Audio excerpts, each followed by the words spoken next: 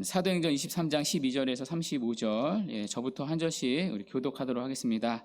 날이 새매 유대인들이 당을 지어 맹세하되 바울을 죽이기 전에는 먹지도 아니하고 마시지도 아니하겠다 하고 이같이 동맹한 자가 40여 명이더라. 대제사장들과 장로들에게 가서 말하되 우리가 바울을 죽이기 전에는 아무것도 먹지 않기로 굳게 맹세하였으니 이제 너희는 그의 사실을 더 자세히 물어보려는 척하면서 공회와 함께 천부장에게 청하여 바울을 너희에게로 데리고 내려오게 하라. 우리는 그가 가까이 오기 전에 죽이기로 준비하였노라 하더니 바울의 생질이 그들이 매복하여 있다 함을 듣고 와서 영내에 들어가 바울에게 알린지라. 바울이 한 백부장을 청하여 이르되 이 청년을 천부장에게로 인도하라. 그에게 무슨 할 말이 있다 하니 천부장에게로 데리고 가서 이르되 죄수 바울이 나를 불러 이 청년이 당신께 할 말이 있다 하여 데리고 가기를 청하더이다 하매 천부장이 그의 손을 잡고 물러가서 조용히 묻되 내게 할 말이 무엇이냐. 대답하되 유대인들이 공모하기를 그들이 바울에 대하여 더 자세한 것을 묻기 위함이라 하고 내일 그를 데리고 공회로 내려오기를 당신께 청하자 하였으니 당신은 그들의 청함을 따르지 마옵소서. 그들 중에서 바울을 죽이기 전에는 먹지도 않고 마시지도 않기로 맹세한 자 40여 명이 그를 죽이려고 숨어서 지금 다 준비하고 당신의 허락만 기다리니이다 하니 이에 천부장이 청년을 보내며 경계하되 이 일을 내게 알렸다고 아무에게도 이르지 말라 하고 백부장 둘을 불러 이르되 밤 제3시에 가이사랴까지 갈 보병 200명과 기병 70명과 창병 200명을 준비하라 하고 또 바울을 태워 총독 벨리스에게로 무사히 보내기 위하여 짐승을 준비하라 명하며 이와 같이 편지하니 일러스되 글라우디오 루시아는 총독 벨리스 가깝게 문안하나이다. 이 사람이 유대인들에게 잡혀 죽게 된 것을 내가 로마 사람인 줄 알고 군대를 거느리고 가서 구원하여다가 유대인들이 무슨 일로 그를 고발하는지 알고자 하여 그들의 공회로 데리고 내려갔더니 고발하는 것이 그들의 율법 문제에 관한 것뿐이요 한 가지도 죽이거나 결박할 사유가 없음을 발견하였나이다. 그러나 이 사람을 해하려는 관계가 있다고 누가 내게 알려주기로 곧 당신께로 보내며 또 고발하는 사람들도 당신 앞에서 그에 대하여 말하라 하였나이다 하였더라. 보병이 받은 대로 밤에 바울을 데리고 안디바드리에 이르러 이튿날 기병으로 바울을 호송하게 하고 영내로 돌아가니라. 그들이 가이사랴에 들어가서 편지를 총독에게 드리고 바울을 그 앞에 세우니 총독이 있고 바울더러 어느 영지 사람이냐 물어 길리기아 사람인 줄 알고 이르되 너를 고발하는 사람들이 오거든 내 말을 들으리라 하고 헤롯 궁에 그를 지키라 명하니라. 아멘. 수고 많으셨습니다. 하나님 말씀 증거하도록 하겠습니다. 오늘 본문은 시작되는 시점이 있습니다. 바로 12절에 날이 새매입니다. 여기 날이 새매라는 말은요 11절에 그날 밤이 지난 아침을 말합니다. 그날 밤 주님은 바울 곁에 서서 약속을 하셨습니다. 담대하라. 내가 예루살렘에서 나의 일을 증언한 것 같이 로마에서도 증언하여야 하리라. 한마디로 예루살렘에서 죽지 않는다는 것입니다. 로마까지 반드시 가게 될 것이라는 약속을 주십니다.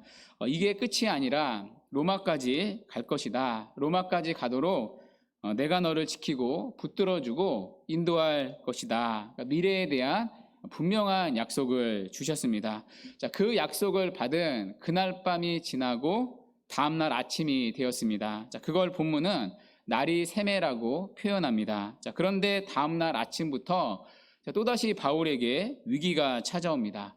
바울을 죽이려는 암살단이 조직이 되었기 때문입니다. 그들의 실체가 12절에 나오는데요. 첫째, 그들은 유대인들이었습니다. 둘째, 그들은요, 바울을 죽이려고 동맹을 맺었습니다. 셋째, 그들은 맹세까지 했습니다. 바울을 죽이기 전에는 먹지도 않고 마시지 않겠다는 굳센 맹세를 했습니다.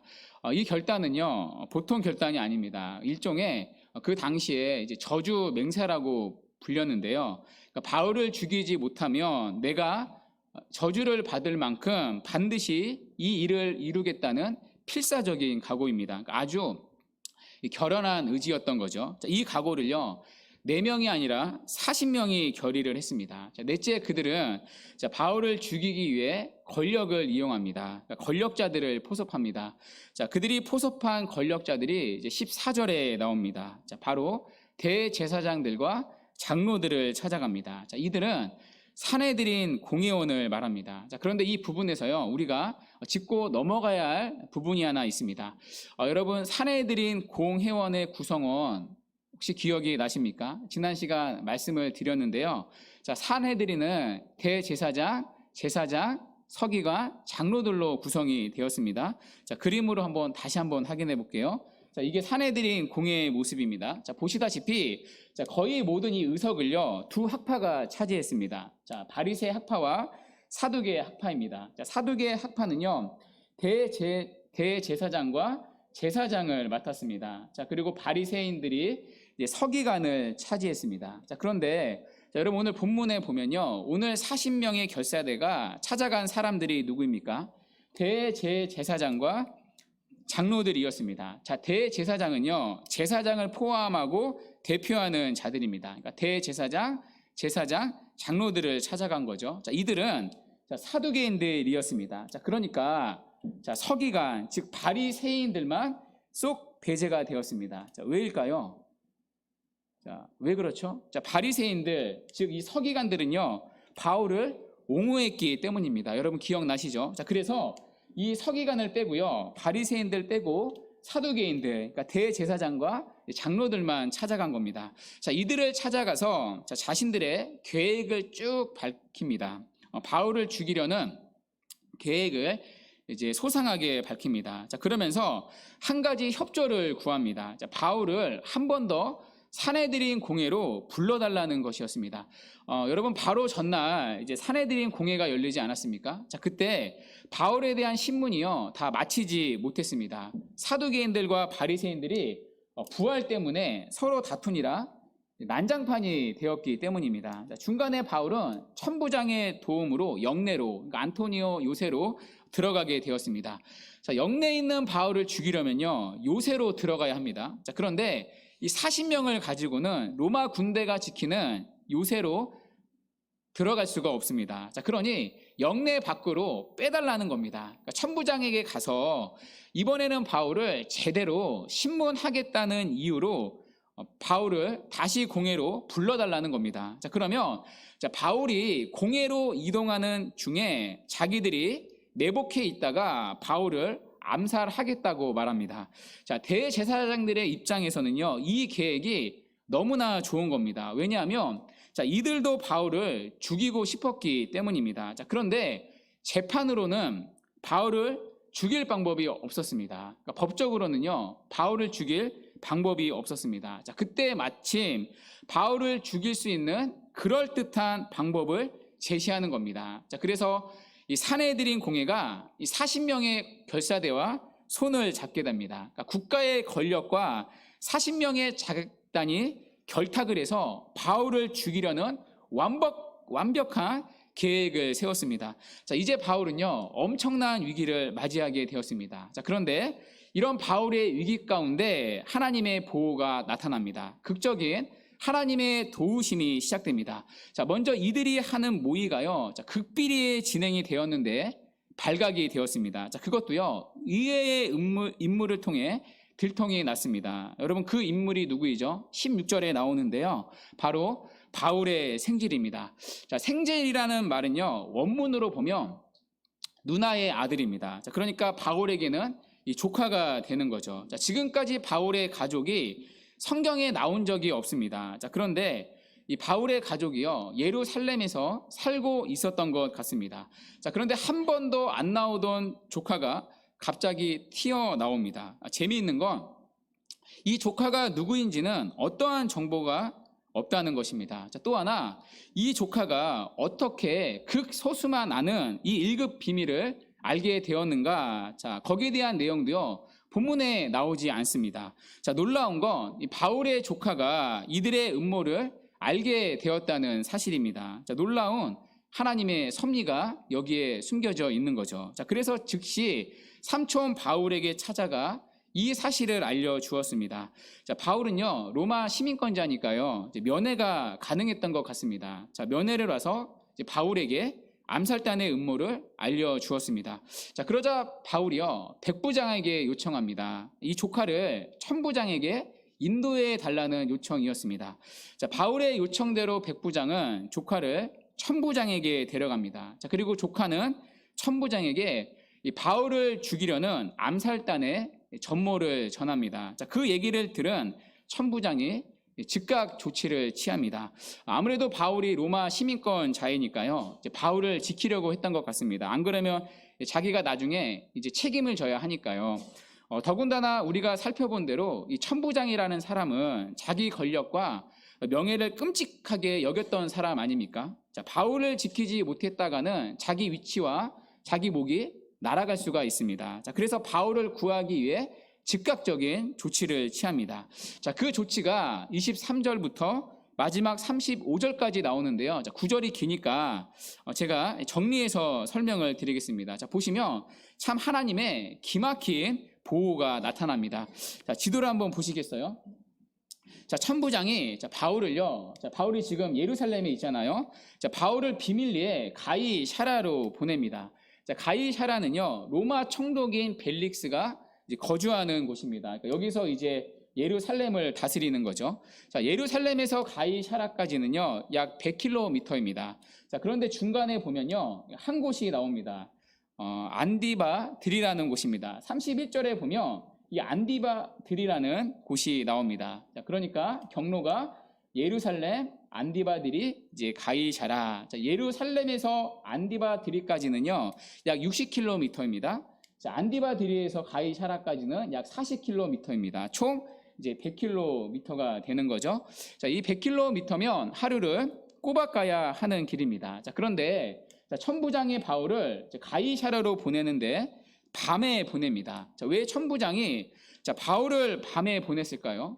자, 40명이 바울을 죽이려고 숨어서 기다리고 있다면 내일 아침까지 기다리면 안 되겠다 생각을 한 겁니다. 자, 그래서 즉시 이 밤에요, 보고를 받은 이 밤에 바울을 가이샤라로 보냅니다. 자, 그런데 23절에 보면 그 시각이 나와요. 자, 그 시간이 밤 제3시라고 나옵니다. 여러분, 밤 제3시면 우리나라 시간으로는 몇 시이죠? 유대인들에게 밤은요, 해가 떨어지는 시간입니다. 자, 그 시간이 보통 저녁 6시입니다. 자, 그래서 유대인들에게 밤은요, 저녁 6시입니다. 자, 그러면 밤 제3시라는 말은 몇 시를 말하겠어요? 밤 9시를 말하겠죠. 자, 아마 바울은 이제 저녁을 먹고 바로 출발한 것 같습니다. 자, 그런데 바울을 호위하기 위해 동원된 병력을 여러분 한번 눈으로 보십시오. 자, 23절에 보면요, 보병 200명과 기병 700명, 또 창병 200명이 동원됩니다. 자, 기병은 말을 탄 군사이고요. 창병은 여러분 그 로마 제국 관련된 영화 보면 그 로마 군사가 이제 방패를 딱 들고 긴 창을 들고 이렇게 서 있는 모습 보이시죠? 자, 그게 이제 창병입니다. 그러니까 창을 든 군사를 말합니다. 그러니까 보병 200명, 또 기병 70명, 창병 200명, 그러니까 도합 470명입니다.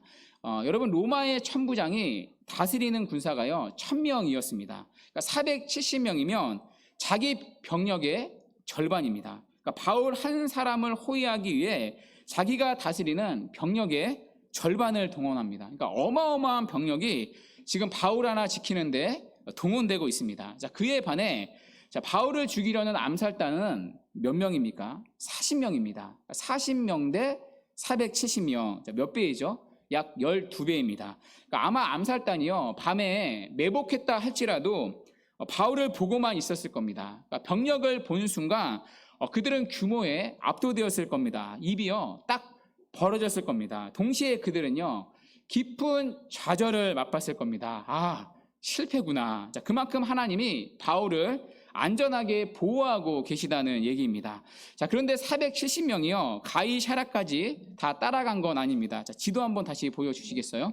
자, 본문 31절에 보면요, 안디바들이부터는요, 기병만 따라갑니다. 나머지 보병과 창병은요, 안디바들이에서 예루살렘으로 되돌아갑니다. 자, 그러면 왜 안디바들이부터는 기병만 바울을 호위를 했을까요? 자, 안디바드리까지 가는 길에는요, 숲길이 있었기 때문입니다. 자, 숲길이니까 매복하기 좋은 지형 아닙니까? 자, 그래서 안디바드리까지는 이제 보병 200명과 이제 갑자기 숲에서 이제 나와서 덤비면 창으로 찌를 수 있는 창병을 넣은 겁니다. 자, 그런데 이 안디바드리부터 가이사라까지는요, 길이 평지입니다. 길이 굉장히 잘 뚫어져 있습니다. 자, 그래서 안디바드리부터는 이제 보병과 창병을 돌려보내고요, 기병 70명과 함께 말 타고 쏜살같이 가이사라까지 이제 가게 됩니다.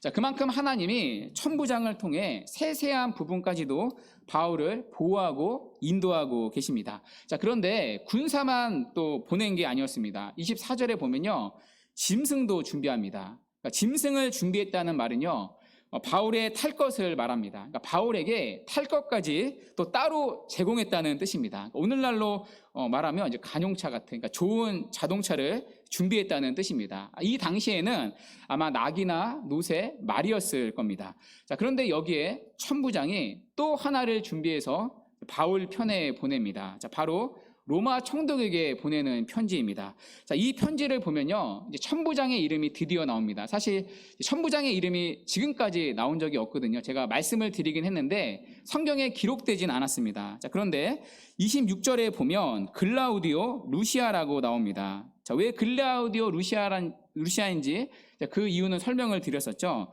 자, 이 루시아가 총독 벨리스에게 편지를 보냅니다. 자, 편지에 내용은 간단합니다. 자, 바울에게는 죄가 없다는 내용입니다. 자, 바울이 감옥에 갇히거나 사형을 당할 만한 죄가 그에게는 없다는 내용입니다. 자, 그런데 바울을 죽이려는 음모가 발각되었다는 겁니다. 자, 그래서 바울을 이 밤에 총독 각하에게 급하게 보내오니 총독께서 직접 유대인들의 고소를 판단해 주시기를 바란다는 내용이었습니다. 자, 이 내용을 적어서 바울과 함께 보냅니다. 자, 그런데요, 자, 이 편지의 내용 중에요, 거짓말도 있습니다. 자, 이 거짓말을 우리가 좀 팩트 체크를 할 필요가 있는데요. 자, 그 거짓말이 27절에 나오는데 우리 함께 읽도록 하겠습니다. 시작. 이 사람이 유대인들에게 잡혀 죽게 된 것을 내가 로마 사람인 줄 들어 알고 군대를 거느리고 가서 구원하여다가. 아멘. 자, 여러분 여기서 퀴즈 나갑니다. 자, 여러분 여기서 어느 부분이 거짓말일까요? 1부 예배 때는 많이 맞히셨는데, 네, 그렇죠. 바울이 로마 시민인 줄 알고 그를 구원했다는 부분입니다. 자, 로마의 천부장이요, 바울을 유대인의 손으로부터 구원한 건 맞습니다. 자, 그런데 로마 시민이라는 사실을 알았기 때문이 아닙니다. 자, 로마 시민이라고 알게 된 것은요, 바울을 구출하고 난 이후였습니다. 자, 그렇죠. 그 전이 아니라 정확히 그 후였습니다. 자, 바울을 채찍질로 신문을 하려다가 로마 시민이라는 사실을 알게 되었습니다. 자, 그런데 이 사실은 쏙 빼버립니다. 왜일까요? 천부장에게는 불리한 진술이기 때문이죠. 여러분 그렇잖아요. 설명을 드렸었죠. 로마 시민을 채찍질하라고 명령했다? 여러분 큰일 날 소리입니다. 자기가 큰일 날 수 있습니다. 자, 그래서 자기를 보호하기 위해 이 사실은 쏙 빼버립니다. 자, 그리고 마치 자기를 유대인의 공격으로부터 로마 시민을 보호하는 사람처럼 훌륭한 사람인 것처럼 자기를 미화하고 있습니다. 자, 그래야 자기 상관인 총독에게 좋은 이미지가 심겨지기 때문입니다. 우리가 살펴봤듯이 천부장은 굉장히 권력욕이 있었잖아요. 그러니까 굉장히 사실 이게 정치적인 언어인 겁니다.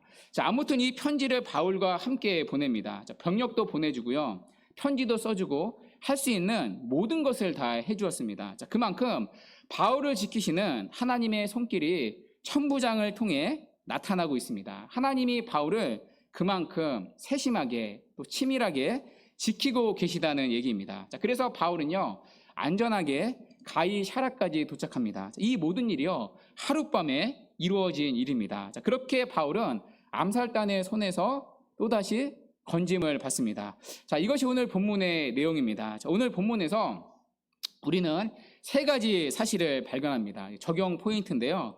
첫 번째, 하나님은 전혀 예상하지 못한 사람들을 통해 일하신다는 사실입니다. 자, 오늘 하나님이요, 바울을 구원하는데 쓰임받는 사람이 있습니다. 바로 바울의 생질입니다.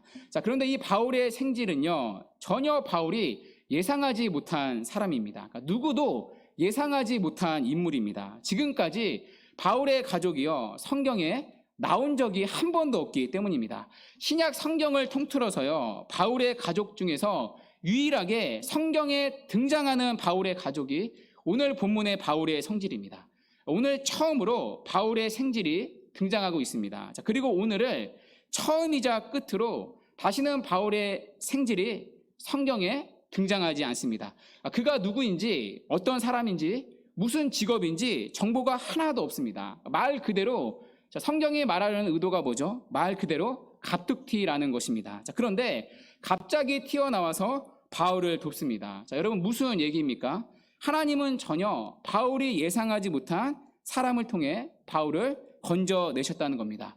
여러분, 우리가 살면서 사람들에게 도움을 받을 때가 있습니다. 자, 그러나 그때 우리가 기억해야 할 게 있습니다. 우리가 의지할 것은 그 사람이 아니라는 것입니다. 그 사람이 아니라 그 사람을 통해 일하시는 하나님을 볼 수 있어야 합니다. 그리고 하나님을 의지할 수 있어야 합니다. 그 사람에게 매이면 안 됩니다. 제가 신대원을 다닐 때 저를 참 아껴주신 권사님이 한 분 계십니다. 저희 가정을 전도하려고 참 애를 쓰셨던 분이셨습니다. 저에게는 영적인 어머니와 같은 분이신데요. 제가 이제 몇 번 말씀드린 적이 있는 것 같아요. 제가 이제 신대원 갈 때 집에서 쫓겨나다시피 가지 않았습니까? 어디 하나 의지할 곳이 정말 없었습니다. 신대원 졸업할 때까지 부모님으로부터 지원을 받지를 않았습니다. 못한 거죠. 그때 참 그분이 정신적으로 많이 의지가 되었습니다. 힘들 때마다 그분이 생각나고 그분에게 연락을 하고 싶었습니다. 그런데 제가 신대원 다니면서 그분께 한 번도 먼저 연락을 드리지 않았습니다. 혹시나 제 상황을 아니까요. 돈 없어서 연락한 것 같아서 혹여나 그렇게 비춰질까 봐 한 번도 먼저 연락드리지 않았습니다. 자, 그래도 방학 때에는 꼭 한 번씩 만나서 식사를 했습니다. 자, 그것도 그분이 이제 밥 한 번 먹자고 전화를 하셔서 같이 먹었습니다. 그때 내심 이런 마음이 솔직히 있었습니다. 만나면 혹시 책값이라도 하라고 돈을 좀 주시지 않으실까. 그분이 부유한 분이셨거든요. 부자셨습니다. 자, 부끄럽지만 그런 마음이 있었습니다. 자, 그런데 한 번도 현금을 주신 적이 없으십니다. 제가 처음 교회 사역을 할 때 딱 양복 2벌 해주셨습니다. 그 외에는 현금을 주신 적이 없으십니다. 만날 때마다 밥 사주는 게 전부였습니다. 그리고 헤어지면서 기도 많이 할게요 라는 말이 전부였습니다. 여러분, 제가 지금 그분께 서운하다 그런 말이 아니겠죠. 넋두리 하는 게 아닙니다. 오해하지 마십시오. 그분이 나중에 그러시더라고요. 본인 오빠가 미국에서 목회를 하시는데 자기 오빠를 보면서 도와주면 안 되겠다 생각을 하셨다고 하더라고요. 하나님만 철저하게 의지를 해야 하니까요. 만일 자꾸 저에게 돈을 주면 혹여나 본인 의지할까봐, 그분도 제 상황과 처지를 아니까요. 저희 집을 아니까요. 너무나 저를 주시고 싶었는데 참았다고 하더라고요. 대신에 다른 것들로 저를 참 많이 도와주셨습니다. 지금까지도 너무나 감사하게 생각하고 있습니다. 자, 그런데 놀라운 게요. 그러면 제가 신대원을 졸업하지 못했을까요? 하나님이 다른 사람들을 통해 물질을 채워주셨습니다. 자, 그분이 아니라 다른 사람들을 통해 물질을 주시더라고요. 필요할 때마다 하나님이 물질을 채워주시는데요. 하나같이 정말 제가 다 예상하지 않았던 사람들이었습니다. 그 가운데는 아직까지도 누구인지 모르는 몇 분들이 아직도 있습니다.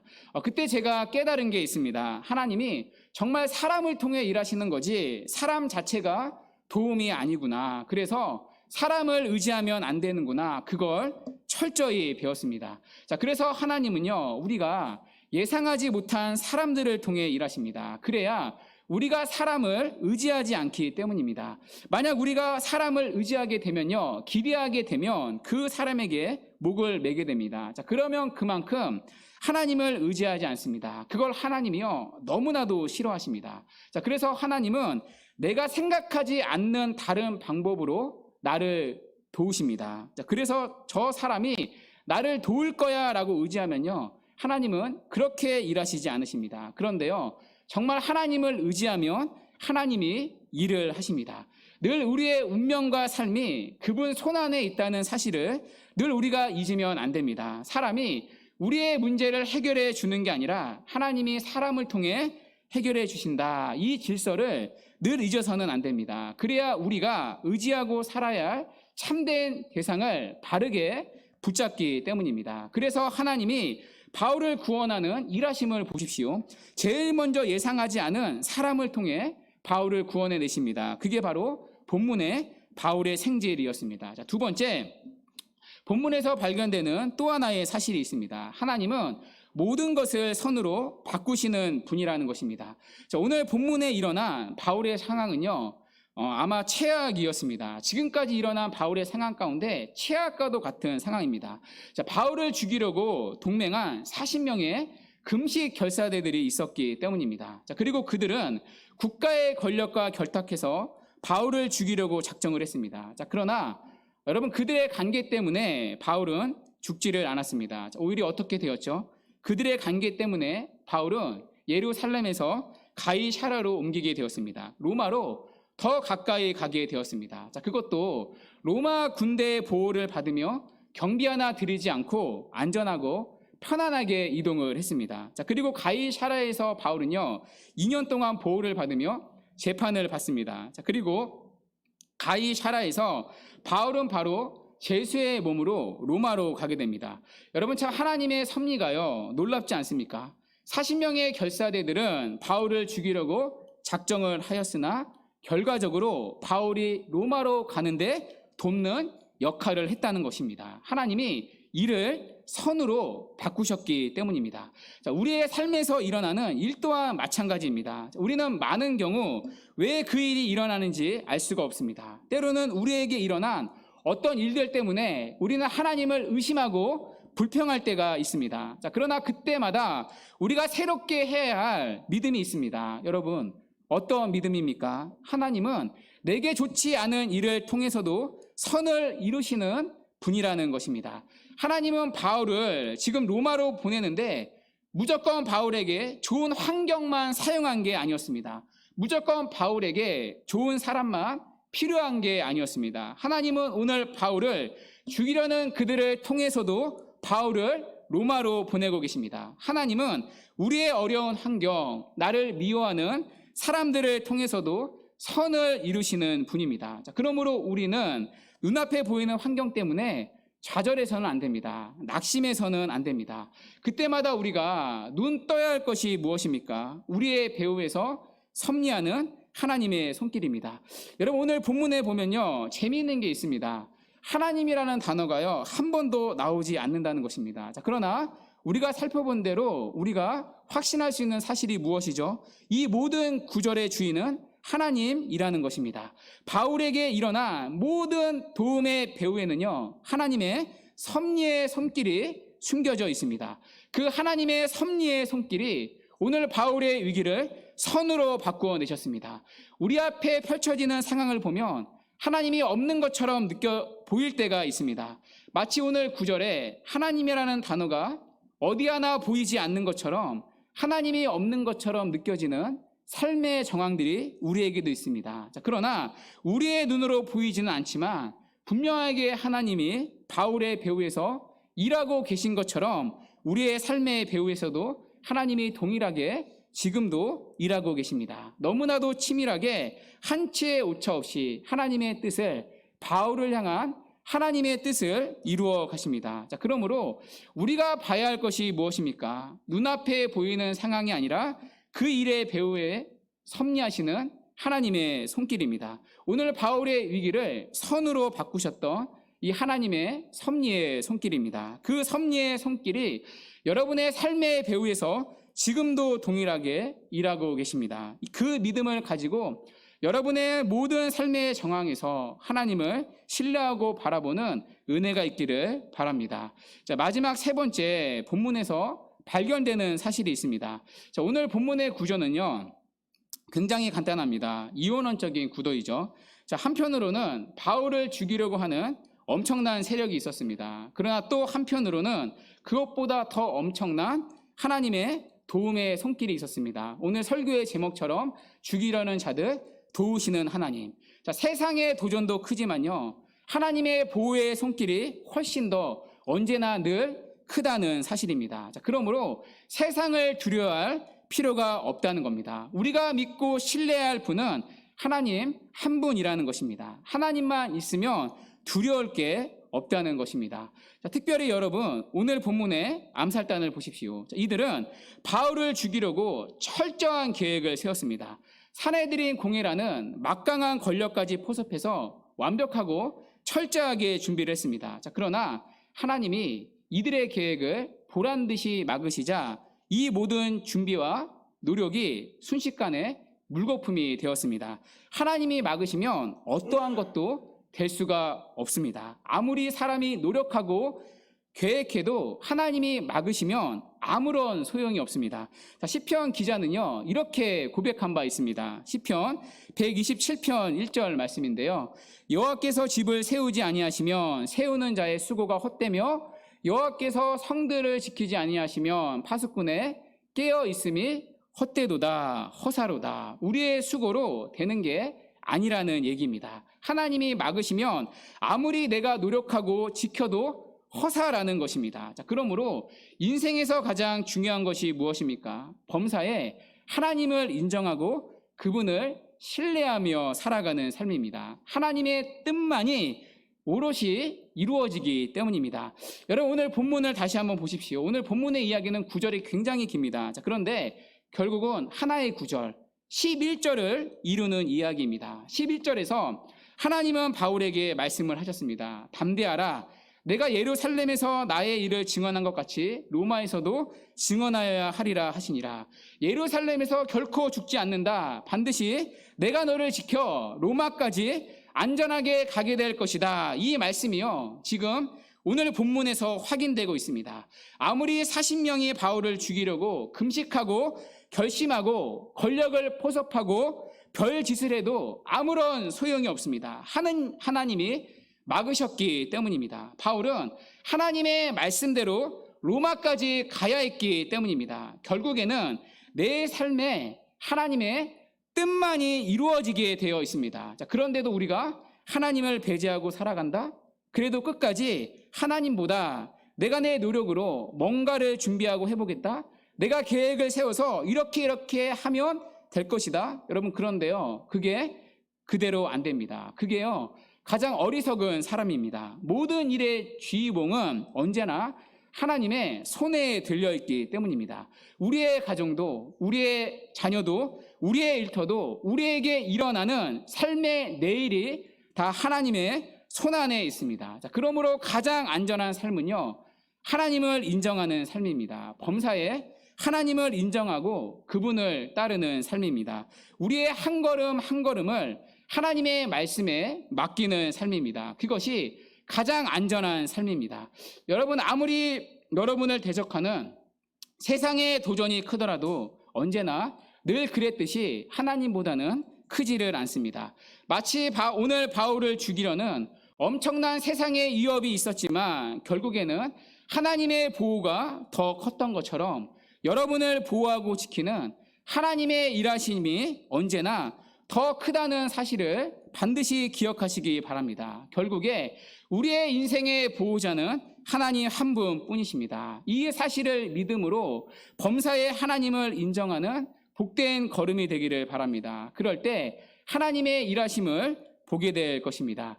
말씀을 맺도록 하겠습니다. 오늘 본문을 통해 우리는 세 가지 사실을 기억해야 합니다. 첫 번째, 하나님은 전혀 예상하지 못한 사람들을 통해 일하신다는 사실입니다. 이 사실을 기억하고 사람이 아니라 눈에 보이는 어떠한 것들이 아니라 하나님만 의지하는 은혜가 있기를 바랍니다. 두 번째, 하나님은 모든 것을 합력하여 선을 이루시는 분이십니다. 이 사실을 믿음으로 이번 한 주도 눈에 보이는 상황이 아니라 배후에서 섭리하시는 그 하나님의 섭리에 눈뜨는 은혜가 있기를 바랍니다. 마지막 세 번째, 세상의 위협도 크지만 하나님의 보호의 손길은 언제나 늘 훨씬 더 크다는 사실입니다. 그러므로 우리가 붙들고 신뢰해야 할 분은 하나님 한 분뿐이십니다. 이 세 가지 말씀이 또다시 한 주를 살아가는 저와 여러분의 삶에 나침판이 되기를 바랍니다. 그래서 이번 한 주도 하나님을 신뢰하는 믿음으로 승리하며 살아가는 이 복된 은혜가 우리 모두에게 있기를 주님의 이름으로 간절히 축원합니다.